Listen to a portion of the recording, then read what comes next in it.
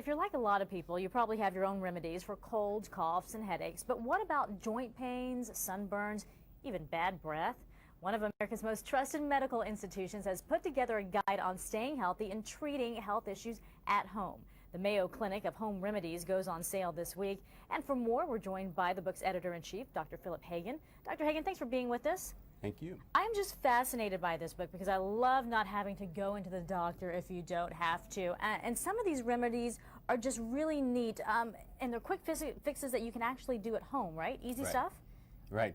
Yeah, that was the point. And as medical costs rise and people are trying to spend their health care dollar a little more carefully, we thought there are some things you can do at home to keep you from having to go into the doctor. All right, you may not go into the doctor for bad breath, but I love the information here. What's the quick fix for bad breath? Well, I have had people come into my office for bad breath. Really? but good oral care is important, obviously. Right. But the fun thing that we found was that chewing on a little parsley at the end of a meal or at the end of the day can help keep your breath fresh. I was going to think mint or something along those lines, but not the garnish. Eat the garnish before you let them take the plate away. And another thing is for warts to use duct tape. Who would have thought? Yeah. That works? Well, that was a fun one. It works for some people. And what you have to do is cut out a little circle of duct tape, put it on the wart, keep it there for 6 days, then peel it off, soak your foot for about 15 minutes, and then rub it down with a pumice stone or an emery board. And if you keep at that, if you do it, it may take 2 weeks, it may take 2 months, but it'll... What will be gone. These are just fascinating. Well, a lot of folks who watch this show may suffer from insomnia just because of these hours. So let's get to some of the home remedies for that. What would you suggest? I mean, one of them is to get on a schedule, correct? Right. We know that the body has cycles that it goes through. All those circadian rhythms or daily rhythms.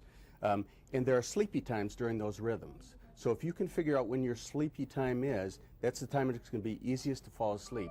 And if you stick with that, it'll be easier to fall asleep every night. So we try to talk to people about going to sleep at the same time, going to bed at the same time, going to sleep at the same time, and getting up at the same time. What about avoiding large meals right before you go to bed? That will keep me up, I know. Right. There are a number of things that are good to avoid, and some of those come in large meals. The large meal itself gets the stomach full.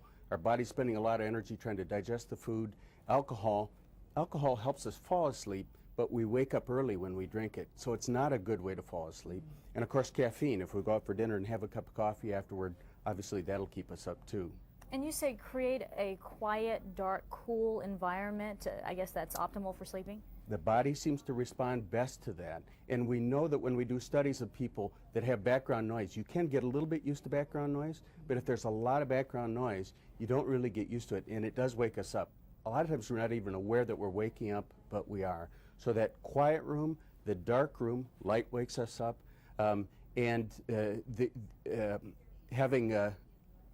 avoiding bright lights even from an alarm clock. So as alarm clocks get brighter and the displays get bigger, they create more light. And then for those of us who wake up and worry about being awake all night, we're staring at the clock all night. So if you just take that and turn it around or tip it over, that's exactly right. So you don't have to look at it. And another one of your tips in this book, which is just absolutely fascinating, is don't try to fall asleep. What do you mean by that? The whole point is to try to go to sleep. How can you not try? Right. Well, what we discover is that a lot of people try too hard, and then they get frustrated by it. So, again, if you can discover when that sleepy time during the day is, and that's typically somewhere between 10 and 2 a.m. for people.